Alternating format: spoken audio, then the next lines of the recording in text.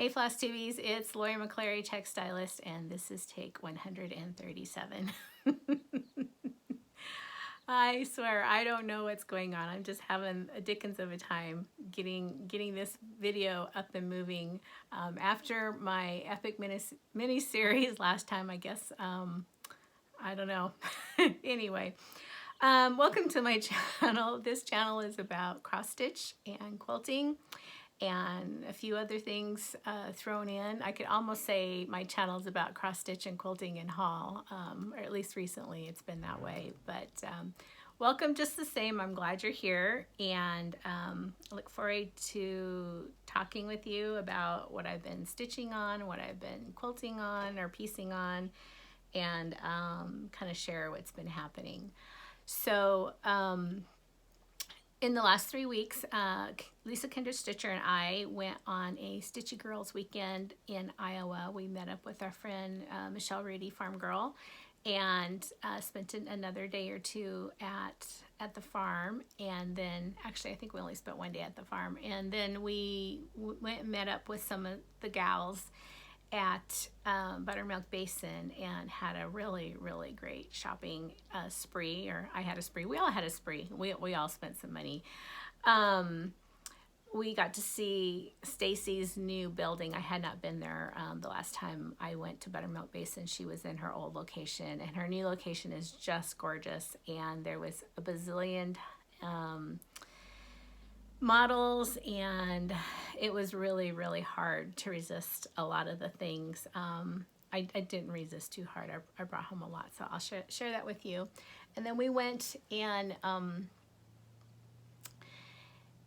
met up with the other ladies at the Stitchery Nook, and we stayed the weekend there. So we had 3 days of stitching and eating and laughing and stitching and more eating and more laughing and more eating and more laughing. So we did get a little bit of stitching done. Some of us more than others. That wasn't me. I got a little bit of stitching done. But it was really, really fun. I got to see a couple of friends that I haven't seen for a couple of years or a year and a half since the pandemic started and everything else. So it was a wonderful weekend. Because it was just a small group, it was just really nice. And we had a lot of fun. We did a lot of shopping at the Stitchery Nook. There was a cold store down the street, literally on the same block. Did some shopping there, and even a couple friends went out and hit some of the thrift stores too. So they brought back some goodies and shared with the rest of us. Got to meet Cowgirl Kate of Cowgirl Kate Paints Aplenty, and that was really fun. She's a wonderful person and an amazing, amazing artist and cross-stitch designer. And I'm going to put her information down below so you can go visit Kate, because she's just stupendous. And some of the changes, she showed some mirrors. Well, she showed several things, but she had some mirrors where she just, added a horse in here and added some things in there. They were wonderful. They were beautiful. I wish I could show them here. And hopefully I'm not sure if she's shown them on her channel or not. So, but you need to go check her out and see. But I did get a little bit of stitching done. The first thing I did is I had a new start. I was hoping to find some fabric for Sarah Casey Unwin, and I did. I didn't get the vintage pearl barley, which is what I was really hoping to stitch it on, but I found something that is just as gorgeous, and it's a color and cotton, and the name is Havana. And this was my start, and I picked up the flosses while I was there too, but this is the start. And let me back up a little bit. That's more the color right there. So the flosses look gorgeous on this, and I am so stoked to be able to stitch on this. I've been wanting to stitch this ever since Carol showed it on her video, and then Christy at I can't remember her channel name. I'm going to put it down below here. When she got hers done, it was like, that's it. I have to do that. So I have been waiting and looking for the right piece of linen, and so I found it. So this is 40 count Havana by Color and Cotton and Sarah Casey Unwin. So that was a start. And then I did participate again in the Blackbird Design Weekend Sal. I have a very little start on that, and the one that I'm stitching on is The Winter is Past, which I thought was appropriate. Here's the chart, and here is my little start. And this is being done on, I believe it's a 36 count Oaken, and these are the flosses. This is really pretty. I have a lot of starts on Blackbird Design, so I'm not going to lack for anything to stitch on for these weekends, but I'm super excited to get started on that. It's nice to have a change of colors. I normally stay in the reds, the red zone, so these blues are a nice calming change. So that was a start. I think I showed this, and I'm not sure if I got much further from the last time I showed it. Trying to stop saying This is Stacy Nash Primitives Rose Cottage Pinky. There's my chart, and here is the start. I think I got a little bit further. I think I was like up to here, and I've added these letters. I tried stitching this on the plain. It was a no-go, but I'm really enjoying this. I'm doing this on 30 count Confederate gray with the called for colors, and they are DMC, and they look gorgeous on here, and this is going to be so pretty when it's done. So the other thing that I worked on, and I actually got quite a bit done, was it's a wool piece. Making sure I didn't. A wool piece. This is out of the Primitive Quilts and Projects magazine of fall 2002. And I've had this cut out for a while. Here's my working copy. This is what it's going to look like. And I had it cut out, and then I stitched on the plain, and I stitched on this the first day of retreat. And this is how far I've gotten. So I am not doing this on wool. This is a really nice heavyweight flannel, which is what I prefer to use for my backings for my wool pieces, because if you get a piece of black wool this big, it's expensive. And flannel looks just the same, and it quilts nicely, and it's easy to work with. So I have that cut out, and now all I need to do is stitch on the berries and do the stitching there. And I have the berries cut out. That was another thing that I did get done while I was on retreat. So I have a big handful of berries, and I'm gonna need to fuse those on and then stitch, and I'll be done. And this is using reclaimed wool. All of this wool is reclaimed. This ivory colored wool was a lady's coat, and this wool here was a skirt, a lady's skirt, I believe. And I took them home, washed them in really hot water, which smells really bad, and then dried them in a really hot dryer, and that felted them, and then I could cut them out. And then I'm using Valdani threads in these colors to stitch with. Aren't those pretty? So that is almost done. I'm really close to a finish on that, and then I will sandwich that and quilt that probably on my domestic machine, and hope to get it done before the fall. So that was another stitch I worked on. I also worked on the 2021 Prairie Schooler Santa, and I'm not as far as I'd like to be. I really wanted to finish this at the end of May before I left for the girls' weekend, but it just didn't get done. So I'm plugging along on it. I've made some changes. The raccoon here. The raccoons here in the Pacific Northwest are silvery and gray. So I kind of lightened it up and made this kind of a silvery gray. And then the red and the green are the standard colors, not standard Prairie Schooler colors, but the colors that I'm using for my Prairie Schoolers, which are Cosmo colors. And I think I talked about those in the last video. If not, they're definitely on my my Instagram with those colors. So I worked on that. And then I had a couple finishes that I didn't show last time, and they're both Prairie Schooler Santas. And this is the 1986 Santa, I believe. And I completed that a month or two ago. And I also did the 1988 Santa, and that was also completed about a month or two ago. So I've got the 3 going, and I'm hoping to get more done this year. My plan was to get one done every month. I don't know if that's going to happen because there's a lot of other Christmas stitches that I want to get done. But I'm going to keep working on them. I have a very specific finish in mind for these that I'm pretty excited to work on.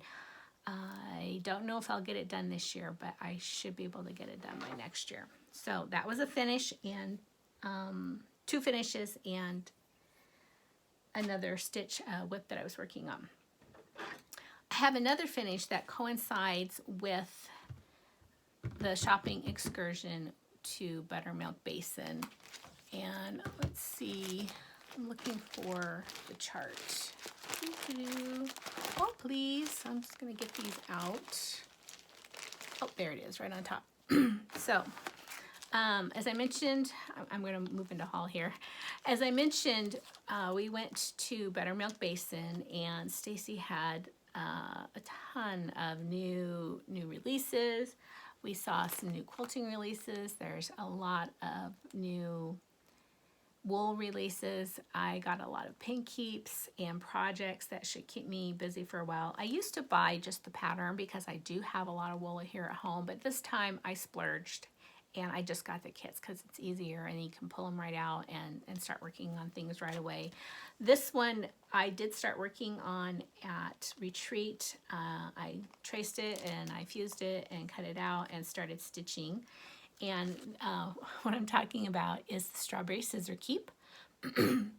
And it came with all of the wool. The only thing it didn't come with is the Valdani or whatever thread you wanted to use. And I just dropped it here. Let's see if I, oops. Well, shoot. Come here. Technical difficulties. There we go. So, here's my finish.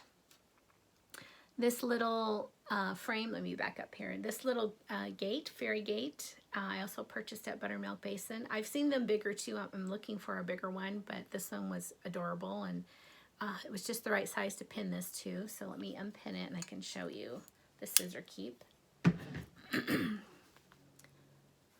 So here it is. It has a cute little bee. I changed the backing a little bit. I put a piece of wool on the backing, some cute green. I thought that was fun. And then I just put some scissors in there. And so that was, there we go. That was a finish. And that took me, I think if I had to put all of the time together, probably a couple of hours. They go super fast. So, you know, particularly when you have everything there with you. So there's another finish that I had. And I'm going to jump into the rest of haul. Well, let's see. Actually, I'm going to talk about a few stitchy gifts that I got at our girls' weekend. So Cowgirl Kate is an amazing cross-stitch artist, but she also did crafts, and she brought all of us these adorable little gnome ornaments. And the sheep, she raises sheep among other animals, but these come from Lincoln sheep. And I picked the gray one. I picked the gray beard, and these are just as cute as they can be. And so that was a gift from Kate. Thank you again, Kate. I just love it. I can't wait to hang it on my tree. Another girlfriend, Donna, and she has Stitching in the She Shack. I think that's the name of it. Again, I'll put the name down below so that you can go watch her. Her sister owns a Long Arm, and they make project bags together, and so she brought a project bag for each of us, and this is my project bag that I chose. And then attached to it is a little name tag that Susie Reno, who was also there for the Girls Weekend, she brought one of these for every person, and it was super cute. So that's some Stitchy kindness that I got at the retreat, and I just love them. They're so cool. They're so cute. So cute. So let's see. Now we can go back to haul. Well, let's just start looking at the kits. These are all kits, and several of them are needle keeps, and some of them are just projects. And I'm just going to go through them real quick. So here, and I'm not going to take them out of the package, even though there might be some of a glare because it would just take too long. So this is a Hexi Hive needle keep. And let me get that up there. Oops, so you can see. And that is all kitted up. And I'm not quite sure what I'm going to work on, but this is a top contender. This is a pumpkin ornament. And to put it on, I have a couple of pieces of metal art that have clippies. So that will go on there. So I got an acorn one and a leaf one. So there's one of the ornaments that will go on one of these, and then maybe it will go on the leaf. And here is another ornament.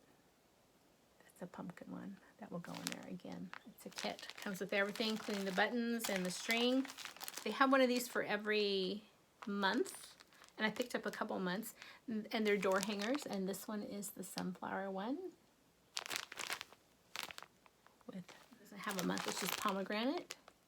This one is really pretty. Called the Mini Vintage Wagon. Isn't that adorable? Two ugly sweater. I'm trying to do this so the light doesn't glare on it. And these are little tiny ornaments as well. There was probably half a dozen or more different to choose from. Those are the ones that I picked out. This is a little tiny quilt wall hanging with wool, and it's called, I don't have my glasses on. Let's get the spectacles. This is a wool and cotton quilts for the year. This is June, and they had all of the months up there, and this is the one I picked to start out with. And this is 18 by 18, and again, all of the stuff comes with it. I picked up some little pillow patterns. These I did not buy the kits for. These I just bought the patterns. But I got, so, fall, Noel, and wool. So I picked up those. Stacy was there when we were there, and we spent a lot of time chatting with her. The whole group did, and we tried to convince her to come and hang out with us, but she already had some prior plans. But when we left, she gave us all a little bundle of wool as a thank you, just for hanging out in the shop with her and paying her rent that month. One more that I want to show you, but I need to grab something. Oh, please. Okay, I'm back. So I needed to go get this. We also picked this up at Buttermilk Basin. Been wanting these for several years, 3 or 4 at least. Her Chuck series fits on this. She has actually several patterns that fit on this, but the clincher for me was, number 1, I was there. Number 2, I had room in my suitcase. And number 3 was this. Isn't that gorgeous? She didn't have a kit already available, but I already have what I need to do this. So I think that's going to be one of the next things on my wool list. That should go really, really quickly, but I'm excited to start that. I picked up a couple of doodads from Stacy. She had these. Here, I need to set this down. Hold on. Crash. She had some pom-poms on wooden spools, and so I picked up a couple of those. And was there anything else I got at Buttermilk Basin? Nope, I think that was it. Okay. Back to the Stitchery Nook. I did pick up a couple of other pieces of linen while I was there. They had a lot of seraphim and color and cotton. And so I got, actually I think all I got was color and cotton. Yep. So I got another piece of Havana because I liked it so much. It's a true taupey brown. It doesn't have any gold in it, which is what I like, and it's just got the right amount of modeling. This is a, oh, you know what? I don't know if I have the count. This is a 40 count. And then the other one I picked up was H cotton. Or, I'm sorry, not H cotton, H paper.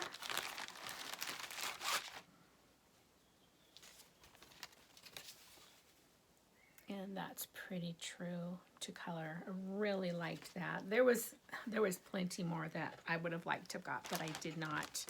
And then while I was there, I kitted up the new Paulette Stewart Never Forget. So I just got the flosses to stitch on that. So that was my haul from the Stitchery Nook. Oh, I'm sorry, I had one more piece of linen. This is a seraphim, and it's called Forest Floor, and this is a 36 count. And that's a little bit more green. It's more of a blue-green. Let me see. That's a little bit better. This is really, really pretty. So, some good deals there. And they also had some wooden spools, and there's never too many wooden spools. So I picked up a couple of those. Oh, while I'm here, I don't remember who showed these, but they were so cute. They're the little tiny, they're drits, little tiny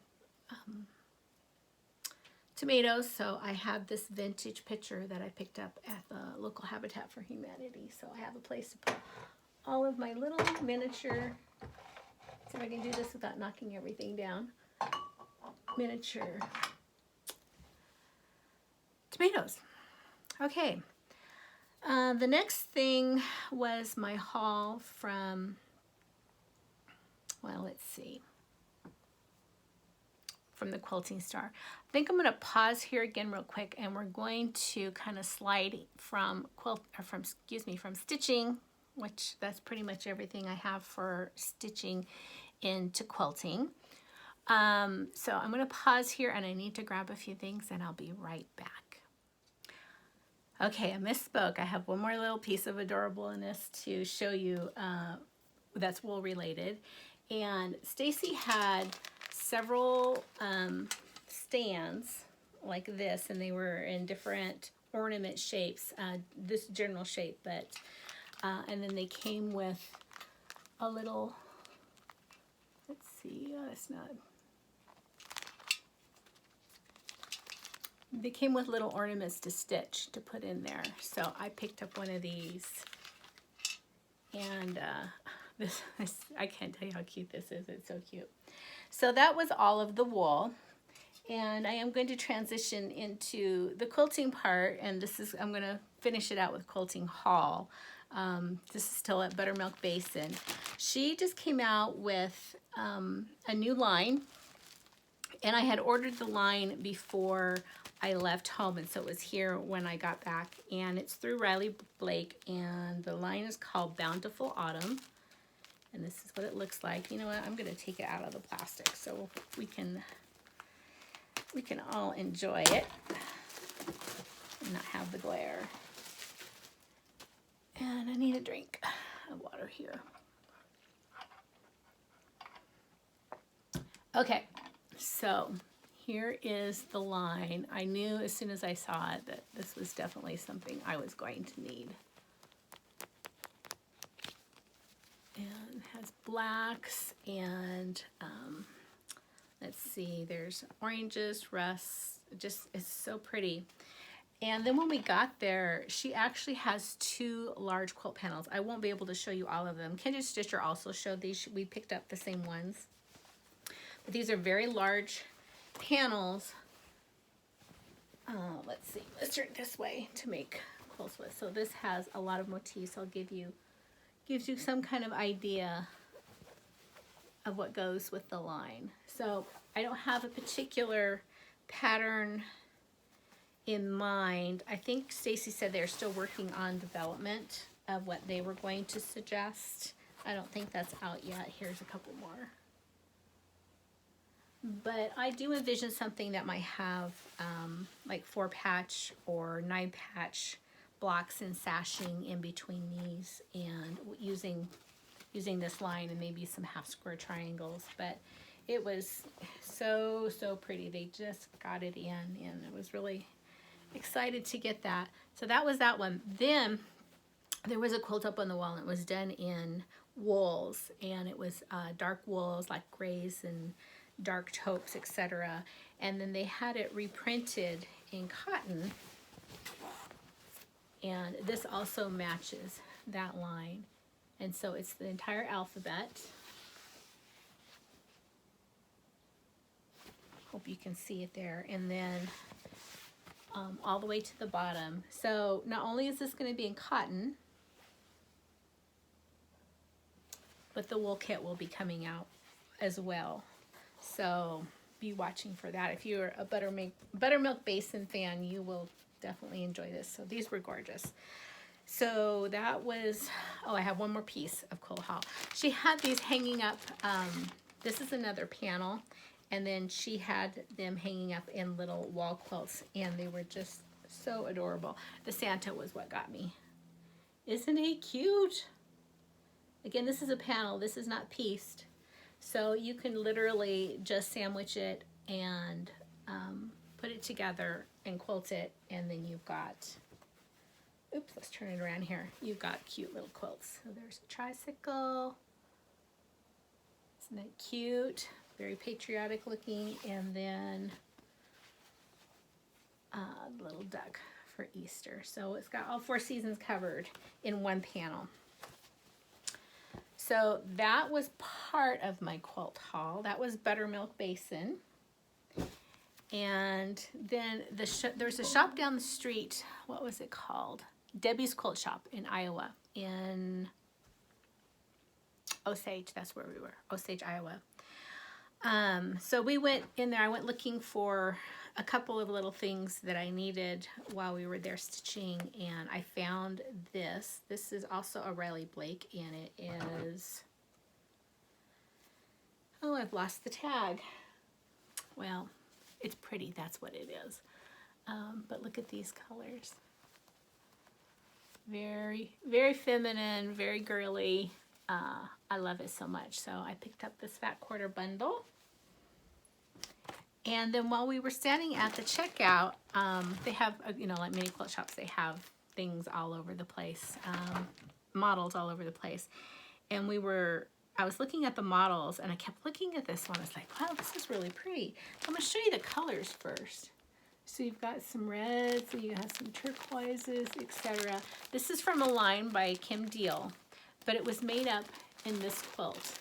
And the effect was that the quilt looked like it had been sitting in the window for a while, and it was faded, and it is simply stunning.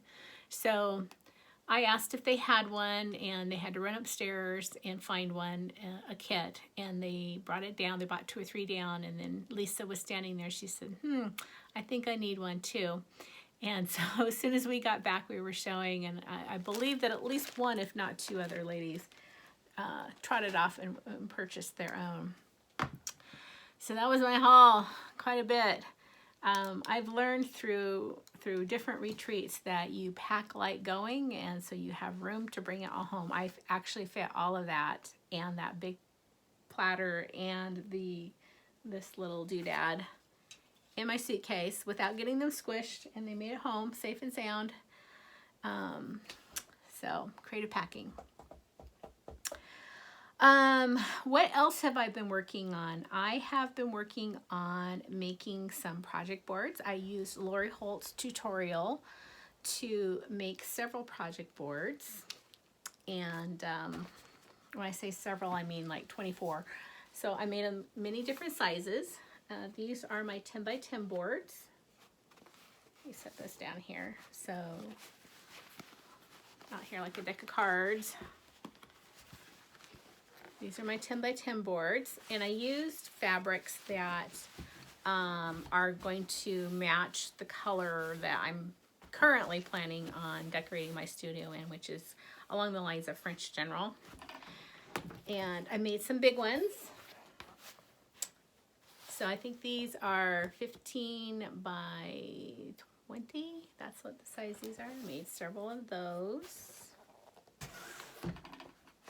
And then I also made some kind of an irregular size, but it's a perfect size for me. This is the size. These are 10 by 30. Is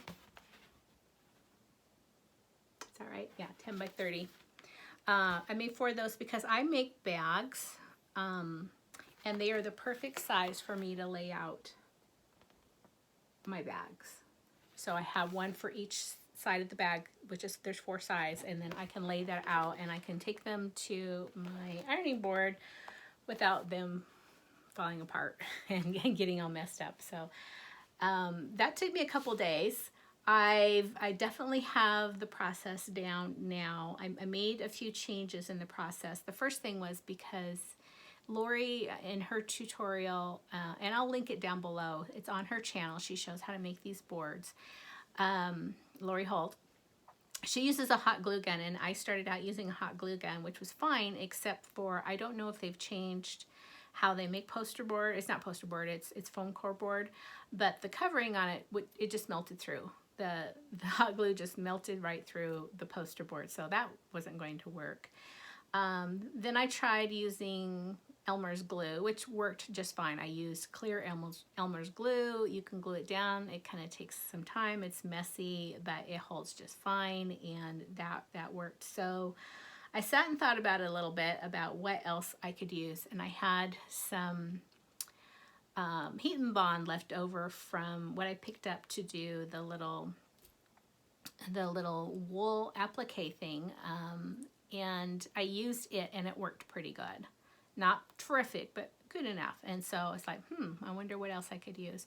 So I went shopping, and I picked up a couple of other things. I picked up a different strength of heat and bond. I picked up some Pellon 805, and I kind of played around with different things to see what worked. And let me show you real quick. I'm going to pause real quick. I'm going to show you a piece of what I did. Okay, you think you got everything ready to go, and you figure out when you get started what you're missing. So I went ahead and made the strips like Lori suggested on her video, where you start out with a 2.5 inch strip. I cut them, or you can use a jelly roll, and you iron them and fold them in half and fold them in half again, and then you stitch down. You do a zigzag down the middle. So I did that. And then what I did after that, let me see if I can, one that shows a little bit better. I ironed the Pellon 805, which is the standard Wonder Under, the old-fashioned Wonder Under. I cut it 1/8 of an inch narrower than the strip, and then I ironed it on to like this. Now, the reason that I like the Wonder Under better than the Heat and Bond is there's just a slight bit of tack to the Wonder Under, so that when you're putting it on your board, it doesn't necessarily stay, but it doesn't shift around either. And so basically what I did is I put it around, and I pressed it. No steam. Don't do steam. Steam will melt the board. And then I mitered it, and I just went around. And once I had that done, it went pretty quickly. So all told, like I said, I made 24 boards, and it probably, if I had did it from start to finish, it probably would have taken me, it probably took me 8 hours, maybe 10 hours altogether. But I got quite a few done. So, and I've already put them to use. They're very handy, and they're going to be handy going forward with all of the quilts that I'm going to be working on.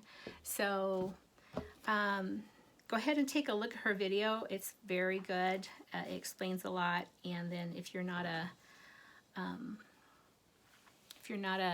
hot glue gun aficionado, or you have the same problem I did where it was actually melting the board, then maybe you can try one of the other bonding agents like Wonder Ender and get those on there. So that was, like I said, a day and a half or a couple days. Actually, I did it over a couple days to get those done. Okay, so what else have I been working on? I have been working on a couple of quilts. One of them is the Lori Holt quilt that I talked about. This is the Flea Market Flowers quilt, and I got some of the things. Here's one of the boards. I got some of the things traced out. These are the leaves that look like this. So I'm working on doing all the leaves. I'm doing everything in batches, so hopefully it goes better. And I also got some of the stems cut out over here. So you can see how nice these boards are, where you can lay things out. And then I can just keep this set aside and when I'm not using on it, and I can move it from place to place without things falling off. So I really, really like the boards so far. And then the other thing I've been working on is my Blackbird design quilt. The quilt that I'm making is Birds of a Feather, and I'm working on block 1. This is block 1. Block 1 is really large. As soon as I got it back out and started working on it, I discovered that even my large boards over here are not going to be big enough. I'm going to need the big mama. So I went and picked up another one. They're 20 by 30. I'm going to need the whole 20 by 30 to lay this block out. So I have one more board to make. But I didn't want to stop and do that. I got kind of burnt out on doing the board. So I'm going to give that a rest for 2 or 3 days and come back to it. But this is what I've been working on. So it is an applique quilt. I think I've showed these blocks a long time ago. I had them nearly done. So these are the 4 down the side right there. And this is a kit that I bought several years ago from Country Carriage Quilts in Des Moines, Washington. So this is block 1, or one part of it, another part of it, another one, and this bird, and this bird. And these are applique, and this is I have the vase cut out, the pedestal vase, and another bird, and the bottom bird that sits on the vase, and then the top bird. So that's kind of where I'm at. I have all of the other pieces ready to go to get started on this. I use a method called Applique. And this all kind of ties into an announcement that I'm going to make today around Blackbird designs. So I think I mentioned in my very first video, I came to cross-stitching through Blackbird designs. I am a longtime quilter, and I was hunting for a particular book, and I kept seeing all of the cross-stitching, and one thing led to another, and I bought some patterns. I met up with the Pacific Northwest Stitchers, made some new friends. Very special one, of course, being Lisa Kendra Stitcher, and many others, Stitchy Witch 42, and Linda Jo Pretty Southern, and Michelle Bendy Stitchy, and many other Pacific Northwest Stitchers. And I also belong to a Facebook group called Fans of Blackbird Designs, and it's geared around all of the different cross-stitch designs, and it's run by Patricia Geary and another moderator. I'm sorry, I can't remember your name right now. Bonnie, I think it's Bonnie. And there was a discussion that popped up 2 or 3 weeks ago on the board where one of the members had posted a picture of a Blackbird design quilt and had asked the question about was it conducive to quilt as you go? And I replied to that. It's the quilt is out of In the Meadows, and I think it's called Songbird. I could be wrong. But it's not necessarily one. So I replied to it and I said, no, that's not necessarily one that is conducive to quilt as you go. Although now that I've thought about it a little bit, there's probably a way. And so it started this really great discussion, and we kind of went back and forth, and she's a new quilter and she was excited about jumping into it, and I posted some things to consider. And anyway, many people kind of joined in the discussion. It was a really great discussion, and I kind of floated an idea about doing a Blackbird design quilt along, which was, a lot of people thought that would be a great idea. So I contacted Patricia Gary and made sure it was okay, and I made an announcement. Let me back up a little bit. First, I contacted one of my good friends, Olivia B. So Olivia B has completed several quilts recently. If you go back a couple of videos ago, she was showing some of the quilts that she's been working on. One of them is Blackbird Designs, maybe two, but I know at least one of them. And so I contacted her and I said, hey, would you be interested in hosting a quilt along with me for Blackbird Designs? And she was very enthusiastic, which I really appreciated. So I'm coming at it from the perspective of quilting for quite a while, and she's coming at it, the reason I asked her was because she's still fairly new, and I thought it would be great to have both perspectives. So that's a long story to announce. We're hosting a quilt along, a Blackbird Designs quilt along. We have a hashtag. It is hashtag BBDQAL. There's not a lot of rules around the quilt along. It's quilt any Blackbird design quilt that you would like to do. And it's really going to be geared towards cross stitchers who haven't ever quilted before, because there were so many who were interested. In fact, I posted a post on that Facebook page, and I got upwards of 150 people who said, oh yeah, this is something we really want to do. So we're pretty excited about this. It's not just for new quilters though. We want everybody to join in who wants to join in to create a Blackbird Designs quilt. And there's a lot of quilt books. So many of them are out of print, but there are some that are still available. And we'll be talking about this. Today, I'm just going to talk a little bit, not only about the fact that we're going to have a quilt along, but I'm going to talk a little bit about what you need to get started and some things to think about. So this is going to be a lot of talking and not a lot of showing of anything. And let me get my notes here so that I don't forget anything. So because there are so many people in the community, in the cross stitch community, who wanted to have never quilted before, applique is something that you generally work your way into, but there's no reason you cannot make your first quilt an applique quilt. There's definitely, you can do that. The first question that kind of came up in the initial discussion was, you know, what do I need to get started? And it depends. I'm going to say it depends a lot. So it depends on the quilt that you're going to make. It depends on how much you want to invest in it. It depends, not necessarily on your skill level, but really, you know, what kind of tools you have at hand and what kind of tools you really want to. You do not need to have a sewing machine. If you are a cross stitcher, you've made a bazillion tiny little X's, you know how to sew. Even though you think you don't, you know how to sew. You're just going to use it in a different direction, particularly if you know how to backstitch. It's a little bit different, but not much.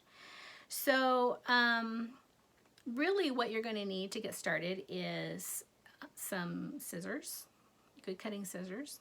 You're going to need some needles, you're going to need some thread, and you're going to need some fabric, and you're going to need a pattern. That's the very basics. You will need probably some pens, you know, some straight pens. You're going to need a good iron.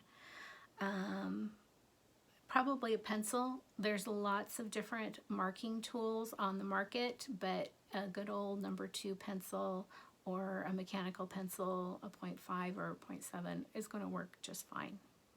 You don't need to go buy fancy tools.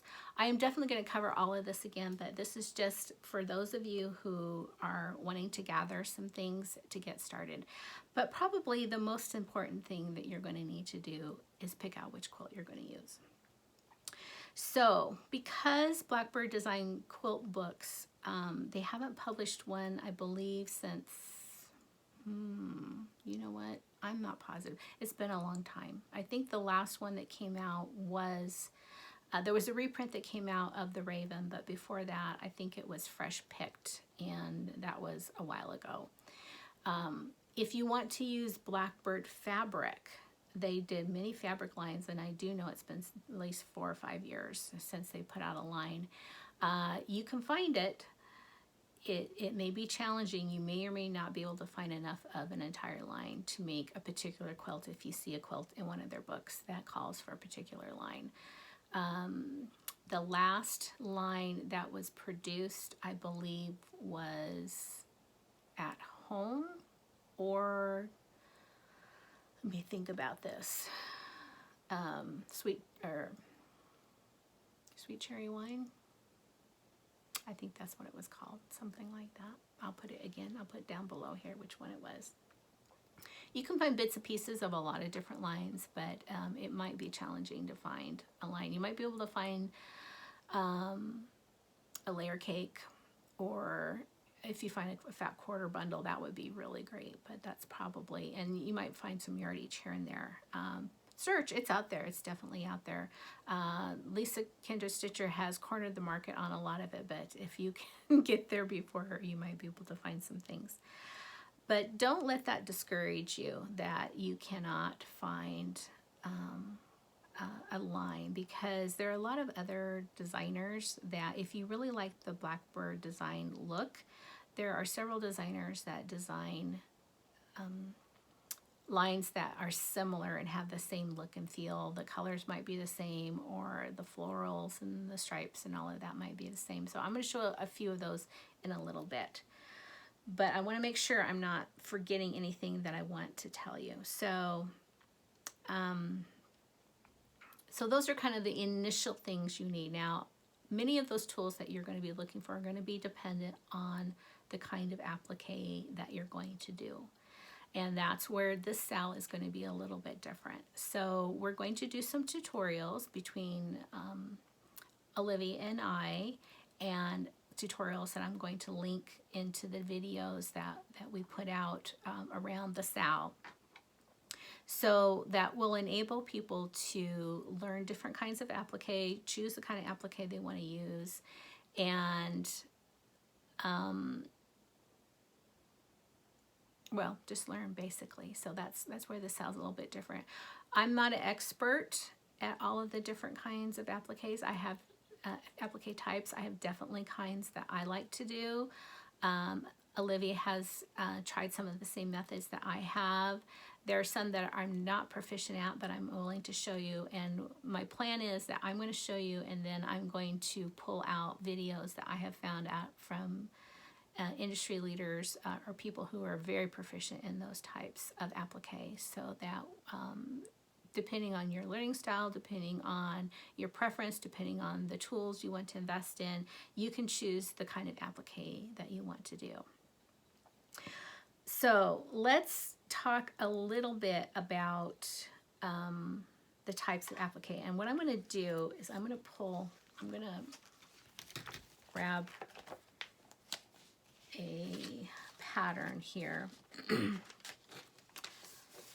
So there are actually a couple of free patterns that you can find, and I'm going to link those below. One of them is in the allpeoplequilt.com website. That's the American Patchwork and Quilting. The allpeoplequilt.com is the parent company for American Patchwork and Quilting.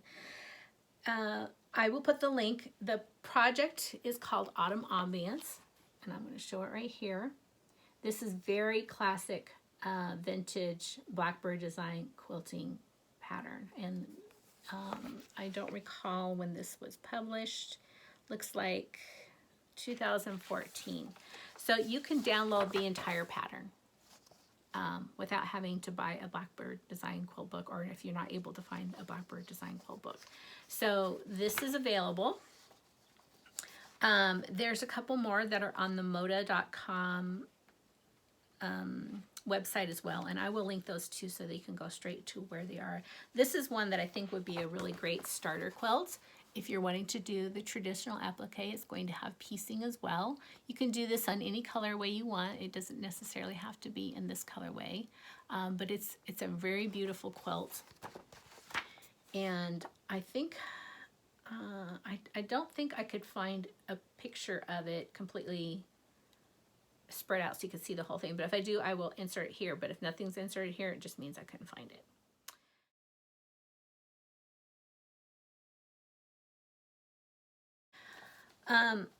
So in this, like I said, there's piecing and then there's quilting. So here, or applique. So here's where the applique block is. And there's several different kinds of applique. There is the freezer paper method, and then even with the freezer paper method, you can use glue to tack it down. You can use starch to tack it down. So those are a couple methods that I will show. There is the Applique method, and I've talked about that before, and that's the method that I prefer, and that is the one that Olivia used as well. And it would require you to buy a couple of tools to do that method that helps with the turning over of the fabric. And it also uses a very lightweight stabilizer that you are using to make those shapes. I like it because you can get very sharp edges. It's super easy to use and it's not messy. The freezer paper method is very similar, but you're using starch in that, and it's not that it's that different. To me, it was just a little bit more messier. This one was a little bit easier. There is the interfacing / muslin method, or sometimes you even use interfacing that is fusible. And so the way Lori Holt does her pieces, here I can actually show you that. So I'm stitching these down. So you trace, I don't know if you can see that, you trace your shape on super lightweight interfacing, and then you stitch around it, and then you turn them inside out. This is a very old method. This is one of the oldest methods of doing applique. It has a French name, I can't remember it, but you can do it with the lightweight interfacing. You can do it with interfacing that's fusible on one side, so that once you've turned it, then you just iron it down. And so if you've ever made anything with the Quilt Smart method, that's what they do. They have pre-printed interfacing that you sew on, and then you turn it inside out, and then you fuse it down. And then the original way is that people would take muslin or batiste fabric, which is very sheer, and they would do the same thing. So applique goes back, hundreds, thousands of years. Not quite sure. Maybe Susan can go and check that out for us. She can do some research. But that is one of the ways of doing applique. And then another way is just fusing it, where you use a two-sided fusible, where you trace out your shape on the fusible, you iron the fusible to the fabric, and then you cut it out, and then you just fuse it back down to the top of your quilt. And then you can, if it's like a wall hanging or something you're not really using, something that's more decorative or art, you don't have to do anything. Or you can do a zigzag around the edge, or you can do a buttonhole stitch around the edge, or you can do a straight stitch around the edge. Laundry Basket Quilts, Edita Sitar, that's how she does it. And so it gives a different look, and it's a different texture, but it's really, really cute. So the four main types I can think of are like the freezer paper with the glue and the starch. The last one I haven't talked about is needle turn. The applique, the interfacing method, the fuse method, and then the last one is needle turn. Needle turn is, I know how to do it. It's not my favorite way, but I don't want to discourage anybody from doing it. It might be the way that you like to do your applique. It's definitely the pro of doing needle turn is you trace it out, and all you need is your needle and your thread, and a couple of pens or a couple of dots of glue, and you're on your way. It's very portable, very handy.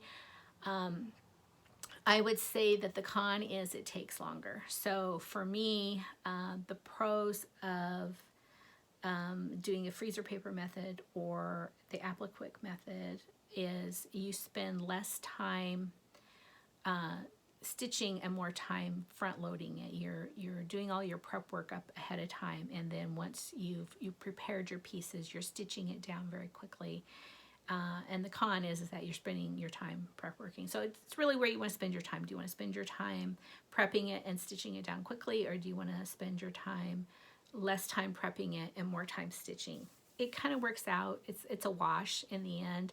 I think that doing it like with the freezer paper method or the Applique method is faster for me. But it may not be faster for you. So it's definitely a personal choice.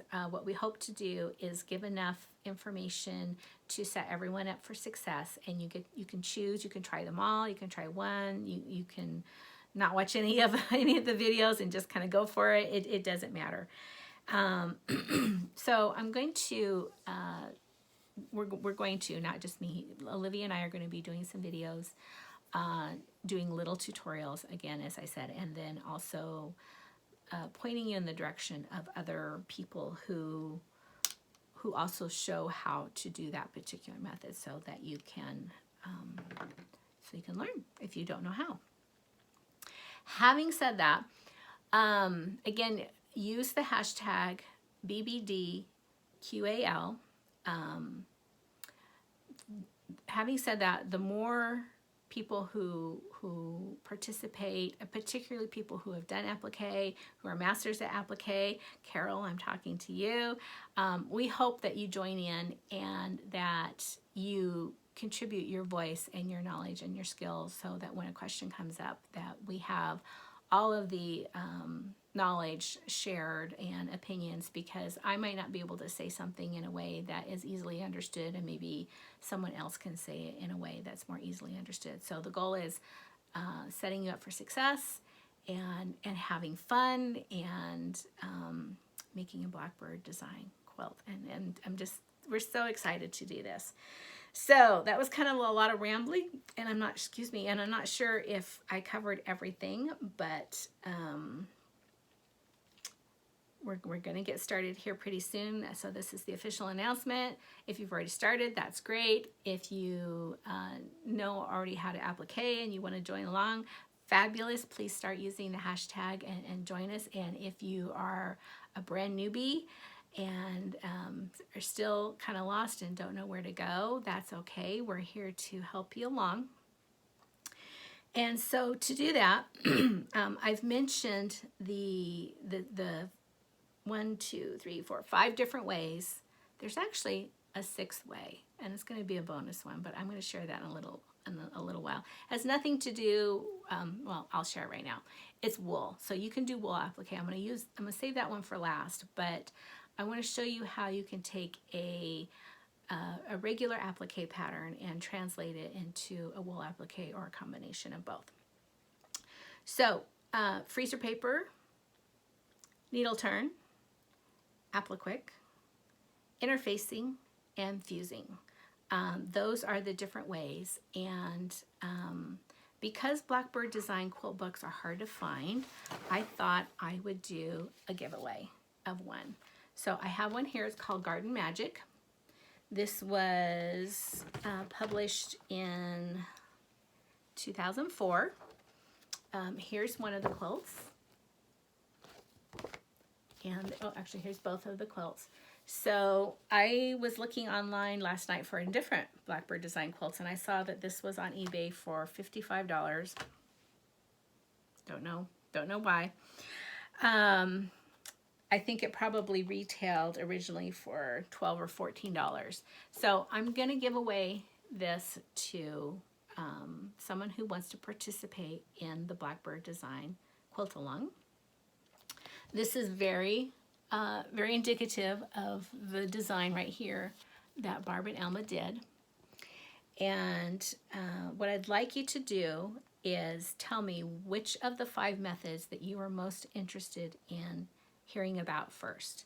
Do you want to hear about freezer paper? Do you want to hear about needle turn? Do you want to hear about applique? Do you want to hear about the interfacing? Or do you want to hear about the fusing? So we're going to show all of those methods, but which one are you most interested in first? So please put in freezer paper, needle turn, Applique, and I'll spell Applique out right here, interfacing or fusing, and you will be entered into win this. Please don't say giveaway, please don't say a win, please be 18, please be a subscriber, and I will send this to you. The next thing, when we start doing the videos, Olivia's going to start doing some flip throughs of the books and leaflets that she has. I will also be doing some flip throughs. We're going to start out with the books that are currently available. One that is available, and I don't have it with me right now, is In the Meadow.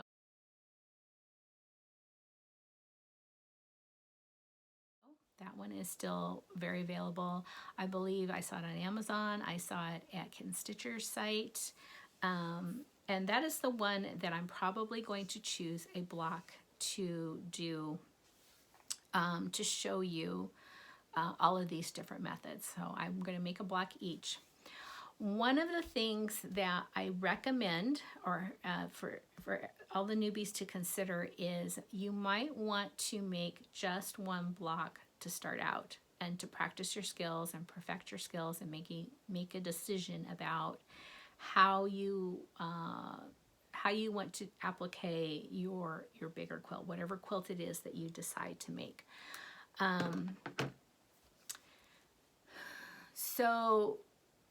So I'm going to make one block each, and then I'm going to show you what you can do with that one block when you're done before you start your quilt. If that's the way you want to do it. If you want to dive right in and start quilting, that's perfectly fine too. We'll probably make some project bags. We'll make a few things, but we'll probably start out with the project bag. Where was I? What else did I want to say? Oh, I told you a little bit earlier, I'm going to show you some different alternatives to finding fabric. That was the other question that I saw a lot about the Quilt Along, was where do I find fabric? How do you choose fabric? You know, where do I start? As I mentioned, Blackbird design fabric is hard to find. Finding an entire line for a large quilt is going to be challenging, but there are many different designers that create fabric that's very similar in the look and feel. And so I've mocked up some pictures to kind of give you an idea of how they would look, and I used a block from In the Meadow to show you what those look like. So I'm going to scroll them by here, and I'm going to put a label on them to kind of give you an idea. And all of the lines that I'm showing you are available, with the exception of Sweet Cherry Wine by Blackbird Designs, which you can find yardage and something here and there, but that you won't be able to find the whole line. So the lines that I chose were from Minnick and Simpson, from Laundry Basket Quilts, and from French General. And then I also included a Lori Holt, so if you really like those fresh, bright colors, I just thought it would be kind of fun to show you how you could put those two design artists together, Blackbird Designs and Lori Holt, and come up with something really cute. And let's see, was there one more? I think those were the four, but I'm going to put the label of who the designer was and what the line is when I scroll those past.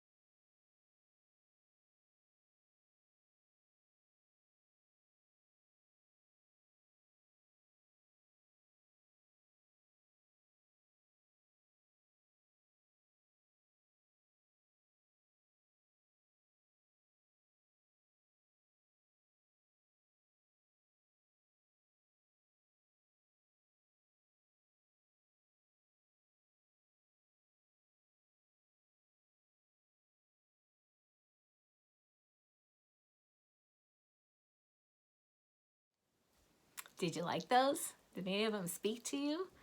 And that's just some of the current lines. I know there was a lot of red in there, but that is what's available that I thought really translated well to Blackbird design. But don't feel limited to anything I showed you. I just thought it would be kind of fun to show you how you can think outside the lines of the fabric that is not available into the fabric that is.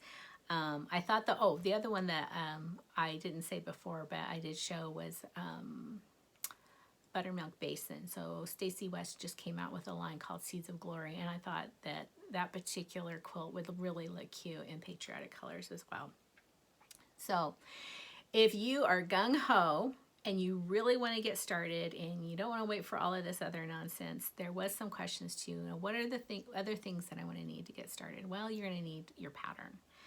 And if you have a lot of Blackbird design books, that's really great. If you go out and you buy a lot of them, that's really great too. But how do you choose and what do you need to get started?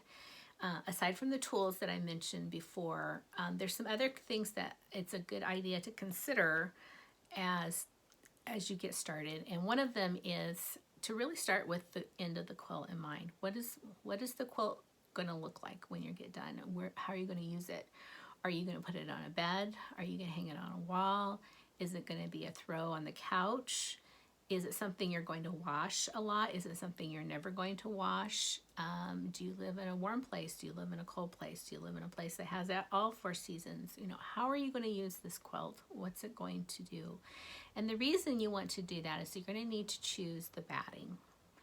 And the batting is there's different kinds. There's cotton batting, there's polycotton batting, there's poly batting, and there's wool batting. I'm going to start by saying that I almost never ever use poly batting by itself. I might use it with in combination with cotton batting if I'm looking for something called a lot of loft, so that's real puffy. So maybe if I'm doing a quilt where I want a lot of definition in the quilting, I might use both of them so that I can get that definition. And that's generally, for me, that's only for a show quilt or something like that. If you like the pebbled look of an old-fashioned quilt, use cotton batting, like Warm and Natural, because when you wash it, it's going to shrink up a little bit and you're going to get that pebbled look and you're going to have a really nice vintage-looking quilt. If you want something that's very durable, then get a cotton poly, which is called an 80-20, and that would a good brand of that is Hobbs. And you're still going to get a little bit of the pebble look, but the quilt's mostly going to remain smooth. If you really want to go all out in expense, get wool batting. The great thing about wool batting is it keeps you warm in the winter and cool in the summer. It's also lightweight. Be aware that when you put wool batting in it, though, if you're going to wash it, washing is washing a quilt is a time-consuming affair anyway. You really want to handle your quilt carefully when you're washing it.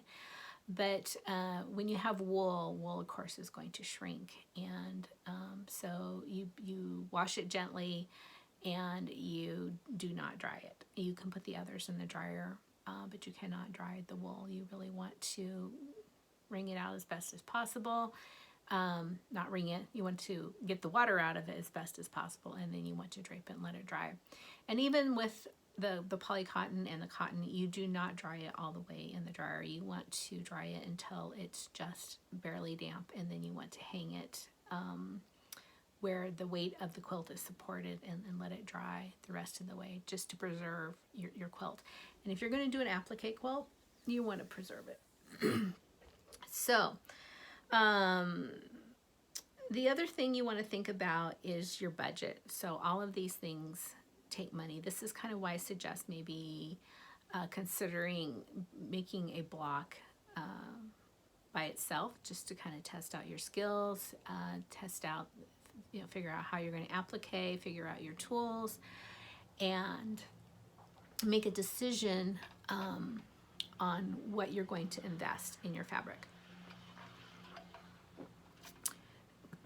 Kitting up a quilt the cost of your fabric, the cost of your patterns, the cost of your tools, particularly if you don't have any of them, is going to be an investment. Again, I don't want to discourage anybody. Just kind of equate it to the cost of kitting up a really large sampler in silks. It's going to be around the same and probably a little bit more, depending, particularly if it's a large quilt. So and if you choose to use some Blackbird design fabric that you have found, you don't want to make a mistake and then not be able to find that fabric again or not have enough. So think about your budget and think about your time and materials. And then enjoy. Jump in. So I will be here, and I'm going to put my my email down below for the any questions that you have. And put a comment in here. I will answer the questions. We're not going to, excuse me, my nose is itchy.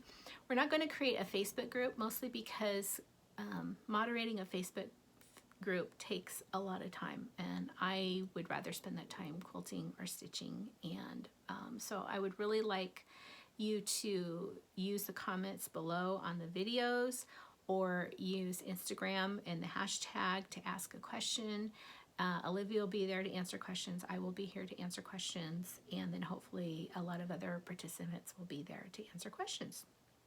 So jump in, and we hope have a lot of great discussions, and just really, really looking forward to kicking this off. So big question for me is, which quilt am I going to make? And I'm going to make, I'm probably be working on several. I think I've showed these before. These are quilts that I have been working on getting kitted up. So this one is out of The Cold Wind Blows. When the Cold Wind Blows. I'm going to be working on this one. This is out of the Warm Hearts pamphlet that I got. I'm definitely going to be working on my Birds of a Feather. And then I will also be working on, of course, the Songbird out of the In the Meadow book. So super excited, and I hope you all join us. Again, the hashtag is #BBDQAL, and hope that you will join us. And it's not going to have a time limit or anything. It's just going to be a community to create and love Blackbird design quilts, just like we create and love Blackbird design cross stitch. So one more thing, and then we'll go. I have topped 2,000 subscribers. Thank you everyone who made all the comments and all of the new subscribers. Welcome, welcome, welcome. And I hope you will join us in the quilt along if you so desire. And so I'm going to do another giveaway for the 2,000 subscriber mark, and hold on a moment, I'm going to grab it. The giveaway will be a bag like this. It's not going to be this bag. This bag is already spoken for, but I just wanted to give you an idea of what they looked like. These are, of course, called Mondo bags. I've made them before and I've sold them. But the winner gets to choose the fabric line that they would like to see their bag in. I don't have any more of this, I'm sorry. This was the only one I had to show that was all nice and pressed. My other one is one that I take with me on the trips. These are great because they hold about 20 project bags. They're really great to take on trips with you. So Lisa and I both use ours for traveling as the carry-on. You can stuff a lot of stuff in these. I put a little hook on these so you can put your keys on them. They have pockets on the inside. I have 3 lines of fabric that you'll be able to choose from. I have a line from Poppy Cotton, and I have a line from, it's another Riley Blake, or it's a Riley Blake, and it's a bunch of reds. It's red and floral, or French General. So I have a couple of jelly rolls of French General. So I will let the winner choose from those what they would like. So if you would like to win that bag, it's the fully made bag. Let's see, what do I want you to ask or answer? Okay, we're gonna make it easy. If you're interested in the bag, just put bag in your comment. If you are interested in winning the Blackbird Design quilt book, you need to put in either the word fuse, applique, interfacing, freezer paper, or needle turn. So that will enter you to win this out of print Blackbird Design book. So thanks for hanging with me this long. I really don't know how much or how long this video is because I know I have some things I need to edit in the video. But thank you so much for hanging out with me. I hope you join Olivia B and I in the Blackbird Design Quilt Along. And we'll see you again real soon with some tutorials. Bye-bye.